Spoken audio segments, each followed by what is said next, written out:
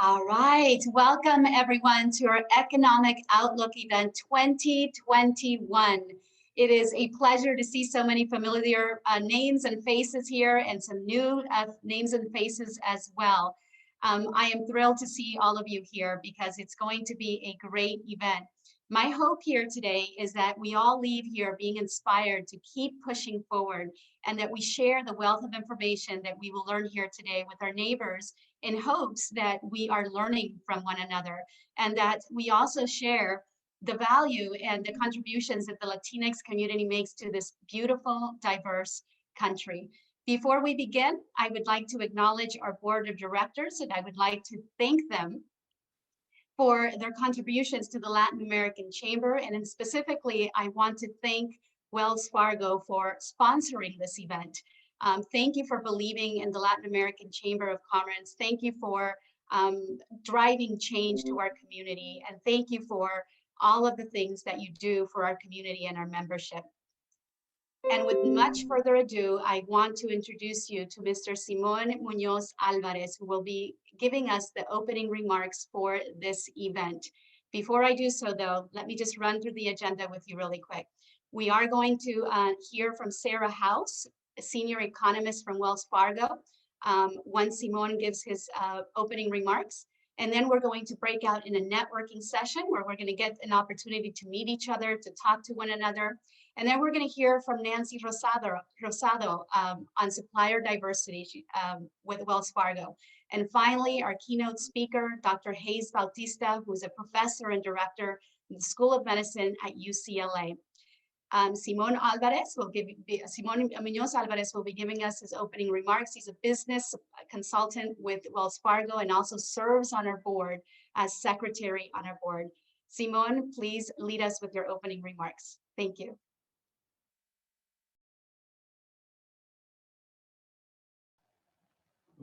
I couldn't unmute myself. Good evening to all, Gris. Thank you very much for your opening remarks. It's always refreshing to hear your voice. I see a lot of familiar faces online tonight.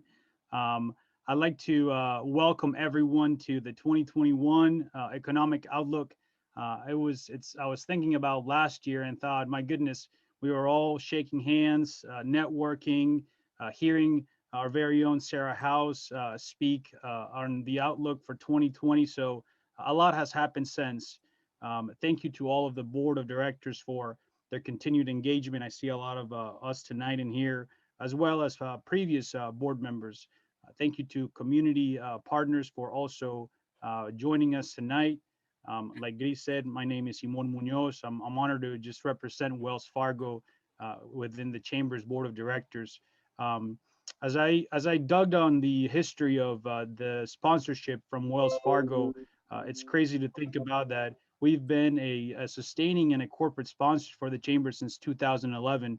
And this is just one small way that Wells Fargo is committed to the Latino and Hispanic community in Charlotte and in the surrounding areas. So I will just be brief about this because the content that you are all here to listen is not me and not what Wells Fargo does, but the economic outlook, the supplier diversity component that Nancy will present, and then the insights that Dr. Hayes Bautista has for us. So let me introduce Sarah. Sarah is a director and a senior economist for Wells Fargo's Corporate Investment Bank. She is based in Charlotte, North Carolina, and covers topics from macroeconomy, the labor market, inflation trends, and business investment, some of the things that you'll be hearing about today. She is a familiar face to a lot of us. If you tune into the media, the national media, the Wall Street Journal, Bloomberg News, CNBC, and NPR, you probably see her there. Prior to joining Wells Fargo, she was a research associate with the Federal Reserve Bank of Richmond. And before that, she earned her BA in economics from Tulane University and a Master's of Science in Local Economic Development from the London School of Economics. Sarah is a published author of 2 books, which she co-authored, Economic and Business and Business Forecasting back in 2014, and the Economic Modeling in the Post-Great Recession Era in 2017. So I'd encourage all of you guys to go take a read. She's currently serving as the president of the Charlotte Economics Club, which is the local chapter of the National Association of Business Economics. I wanted to make sure I got all of that because it is a very impressive introduction for Sarah, as well as all her work. So Sarah, thank you for joining us again this year. We'd love to have you, and please take it away. Well, thank you very much.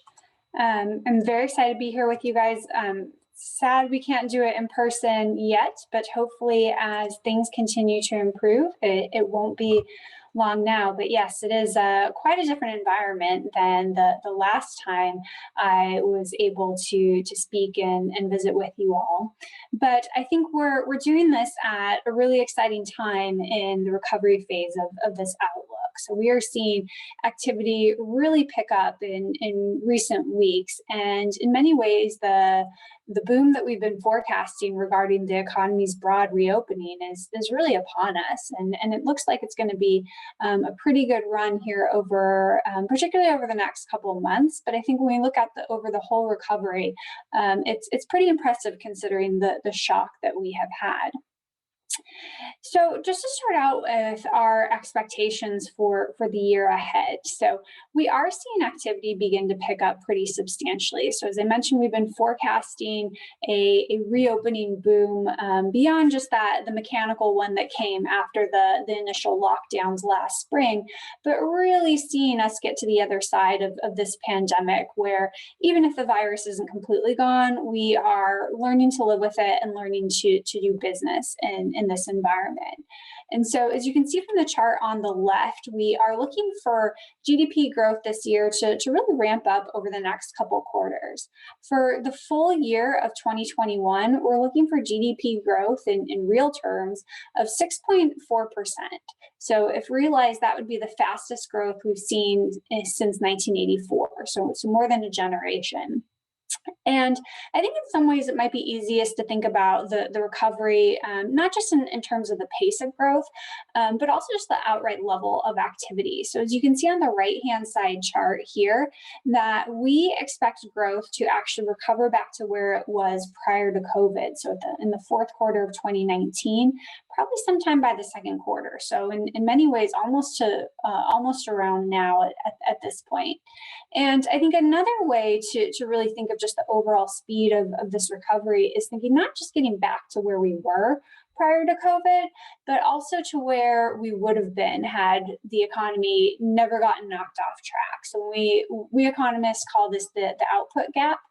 And when we estimate when that will be closed, it's the end of this year. So basically only 2 years after we even had this shock. Now, to give you a little bit of context for that, it took us about 10 years to recover from the recession that began in the fourth quarter of 2007. So I think this really speaks to the speed of this recovery, even though it has been quite severe in terms of the depth. Now, part of the reason we're expecting such a fast recovery, in some ways it does come from the nature of the recession. So this was a completely exogenous shock, right? So this was something outside the economic system. When we think of recessions, they can either come from a shock like this, or they tend to come from some sort of imbalance. So a lot of times that imbalance involves debt. So that could be, household debt or mortgage debt, like we saw in the 2000s. And with that, you have to see repair work done on balance sheets. And so that can really slow the pace of growth following that downturn. And so this is not that in any case. And so the fact that this isn't a balance sheet recession is one thing that bodes well for why we are expecting such a rapid recovery from, again, even what's been a very severe downturn. The other big part of why we're expecting such a fast recovery is that we have had tremendous fiscal support this go around. It is really hard to overstate just how important this fiscal support has been. So between all 7 packages that Congress has passed in order to support COVID, 3 of them pretty big, ranging, roughly around $1 trillion or more. If you total all of those up, that equates to about 24% of GDP. So that's when the economy's output only shrank by about 10%. So you can really get a sense of just how forceful that the fiscal support has been in this episode. Now, another important aspect of this is not just the size of the support, but it's also the composition. So unlike in 2008, 2009, where a lot of the support from Congress went to shoring up the financial system, this has gone really directly to households and businesses. Now, everything wasn't designed perfectly. We didn't have that sort of time, and even if we did, that's not Congress isn't exactly known for getting things exactly right. But I think one thing that we certainly saw was that direct money going to households and businesses really led to a big increase in basically the amount of money going directly into the economy. And you can see that here with the chart that we have on real disposable income, where with the CARES package, with the December deal, now with the most recent American Rescue Plan, you can see just how strong disposable income has been over this cycle. There's only 1 month that we actually saw disposable income below its pre-recession peak. And so really you have households that have that their income picture is a lot better in this episode. And when we look at the fact that a lot of people haven't been able to spend the same way because, of course, we are in the midst of the healthcare crisis, they've essentially been forced to save. When you combine that forced savings with the fiscal support, you end up with a savings rate that's been at an all-time high over the past year. You add up all that extra savings that households have stashed away month in, month out since the pandemic started, you get to a point where we'll probably see these excess savings worth about $2.5 trillion. So that's about almost 15 to 20% of personal spending in any given month. So unlike normal recessions where you come out of this with households, their balance sheets impaired, you've seen households have the means and the willingness to spend as there's a lot of pent-up demand out there. All right, so just to give you a quick sense of how that spending has gone and where we see it heading. So as you can see from this chart, we've seen a big drop in services spending. So this makes sense as we're having to social distance. We can't do the same kind of in-person activities that we used to, and those tend to be services. But in contrast, we're seeing spending shift towards goods. So the fact that we are stuck at home, we're trying to find more ways to entertain ourselves here. Maybe we're sprucing up our homes as well as we're spending more time in that. So as we look ahead though over the course of this year, we think that we're going to see really spending be driven by the reopening of the services economy, the fact that people are beginning to travel again. They're starting to go to sporting events. They're maybe making up for doctor's appointments that they put off. We don't think goods spending is going to collapse, just given how much extra savings is out there, and that again, household spending and financial position is in really strong shape. But in terms of that driver of growth, where you're going to see that increase in demand, it's really going to be coming from the services side of the economy. Now, uniquely, even as we're expecting, what's the strongest growth we've seen in more than a generation, remarkably, it could be even stronger. And that's coming from the fact that even as we have all this new demand coming from the end of the pandemic, or at least the better controlled health situation, the supply side of the economy is still really struggling. So manufacturers were caught flat-footed by that increase in goods spending. Transportation networks don't have necessarily the space to move a lot of these items. Both on the manufacturing and services side, companies are having trouble getting workers. And so that's limiting how much the economy can actually produce right now. And you can see that those limitations with supplier delivery times increasing to the highest levels we've seen since the 1970s. And so with that environment where you have supply constraints as well as really strong demand, you are beginning to see a lot of price pressure. So you can see here the input prices for the manufacturing sector is at the highest we've seen since 2008. And we've also seen a big push higher in services as well. And so when we look at the inflation outlook, we are expecting inflation to pop this year and strengthen to where overall headline inflation will probably push close to 3%. That's coming with this big boom in demand as, again, the economy reopens broadly and we're dealing with those bottlenecks.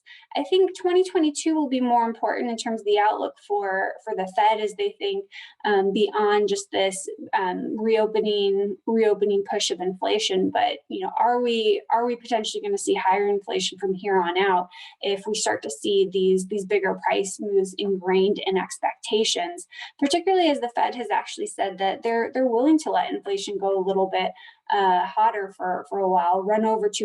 And so that might affect expectations as well. Now, part of the reason so we're actually, when we think about the Fed, they're not terribly worried about this increase in inflation right now, and in part because they think it might be temporary, but really their main focus right now is on the labor market and getting that back to where it was prior to COVID. So you can see here that in terms of job losses, we're still down 5.5%, which translates to about 8.5 million jobs. And even with our relatively fast recovery in overall growth and the labor market, it's still going to take us, we think at least another year, maybe year and a half, to where you see that full recovery in jobs, let alone in terms of the number of jobs that we would have had in the absence of COVID. So the Fed's really focused on the labor market side of their mandate right now. And they're also focused on not just getting the aggregate position of the labor market back to where it was in terms of things like jobs or just the overall unemployment rate, but they're also thinking about the composition of the labor market. So one of the things the Fed learned in the last cycle was that they can run the economy hotter or stronger than what they previously thought without setting off really menacing inflation. And that benefited groups that had historically been more marginalized in the labor market.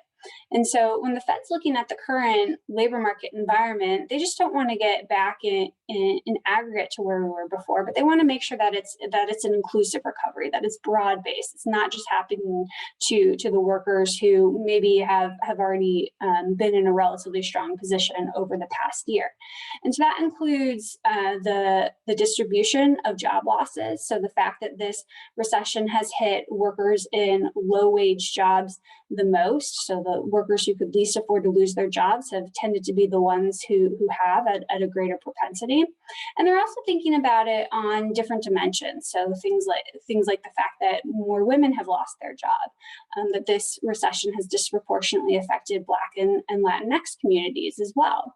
And so they're keeping this in mind too when they look at unemployment. So overall unemployment is up only 2.5%, but it's up closer to 3.5% amongst Blacks and Hispanics. And so the Fed is aware of this, and that's part of the reason that they're not likely to raise interest rates or really tighten policy anytime soon.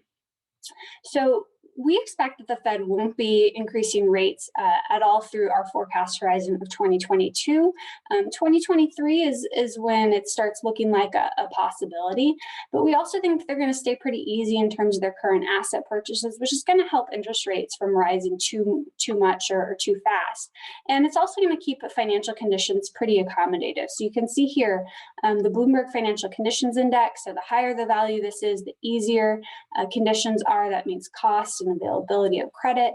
And this is something that the Fed has also been focused on and is another reason why we think this is going to be a relatively fast recovery. This is not a financial crisis.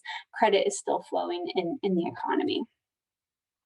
Now, turning to the local market briefly here. So one of the big strong points in the overall recovery has been the housing market. So the fact that we have had to social distance, that we are spending more time at home, that's really put a premium on housing, where people are willing to spend more of their income towards their home. And so that set off a burst of demand for home sales. That's also driven up prices. So the fact that we actually don't have a lot of inventory out there as you have a lot of demand has led to home prices increasing about 11% over the past year here in Charlotte. And we've seen a pretty similar pattern play out. Now, the problem is that this is getting to be a challenge in terms of affordability for a lot of people. So we think that this is going to be a governing effect on housing activity this upcoming year, where not only is there just not a lot of inventory, which means that we won't see a lot of home sales, just because in some ways it's a vicious cycle. You're not going to list your home if you don't have any place to move to. But we've also seen home prices increase rapidly compared to incomes. And Charlotte used to be a relatively affordable place when you looked at housing costs versus the income, but that's advantage has really disappeared over the past decade, and very much so over the past year or two, as you can see on that left-hand side chart. Now, presumably with prices increasing, you'd think that high prices can cure high prices, and you would see more building, and we have seen more building. So residential single family starts are up about 10% over the past year, but again, they were having supply constraints. So builders are having trouble getting their hands on materials. When they do, the costs have gone up tremendously. They're having trouble finding workers as well. And so that's also limiting the supply side. So we think that housing is going to continue to be a strong point here, but we will probably see it cooler than over the past years. You just have these affordability concerns coming back into play. Now, part of the reason that we have seen particularly fast price growth here in Charlotte, and particularly compared to income, is the fact that you're getting a lot of people moving here. So that's the good news, is that a lot of people want to come to Charlotte. That's good for local businesses in terms of, that's for many, those are your buyers, but also, that's your employee base as well. And so you can see that Charlotte's been one of the cities to gain the most workers over the course of the past year, whether you're looking at just the past 12 months, or looking at people moving to various cities as well. And that really builds on a longer term trend that we've seen in Charlotte. So Charlotte has been one of the big beneficiaries in terms of domestic migration. So people moving from either less affordable areas or maybe just colder climates. And so we continue to see pretty strong domestic in-migration, also some decent international migration as well. But domestic migration has really been the big driver here. And Charlotte's been among major metro areas. They've been one of the biggest winners in terms of a percentage basis of their population. And so that's good when we think about growth and activity beyond this pandemic, is that this continues to be an area that is growing very fast. And the last, or at least second to last slide I'll show you is in part what we're seeing in terms of that strength in immigration is coming from the fact that we have a very strong jobs market. So, even as we continue to recover from COVID, we didn't see as big of a downturn here in the Charlotte metro area. And part of that comes from the fact that our industry structure is and was very well positioned to deal in many ways with this crisis, where we do have a pretty strong exposure to the transportation and logistics industry. So that's benefited from good spending. But at the same time, we have a very big, kind of white collar professional workforce that was able to work from home. So whether that was professional business services or, of course, the area's finance industry. And so that's helped downstream activity. So that's, that has helped even the local restaurants and ancillary spending, even if it was more takeout, is that you just didn't have as stark of job losses here in Charlotte. And so really that puts us on a good footing for, as we look over the next year or so, that we do have more momentum, and we are starting from a better position than a lot of different other parts of the country. So for example, we've already recovered about 73% of the jobs we've lost from the pandemic, compared to about 60% nationwide. So things continue to look pretty strong here in Charlotte, and glad to see that for certainly the local business community. So with that, pass it back to Simone. Thanks so much. What an amount of insight into our community and the macro economic state. I think even the migration to Charlotte piece is a great opportunity for the chamber as we think about the 2040 plan in the Charlotte area. Considering the low interest rates, and I've got a couple of pre-submitted questions here that I just want to ask you. Considering the low interest rates and the hot real estate market, can you maybe comment on a potential market crash and as experienced in 2008, 2009? Yeah, so I think that, just with how quickly home prices have increased, I think, it's brought back a lot of not so pleasant memories from the housing crash that we saw beginning in 2007 that really, kind of sparked the financial crisis. But I think a lot of things are very different today where it doesn't make us as nervous. So one is the fact that we've really seen a big increase in demand.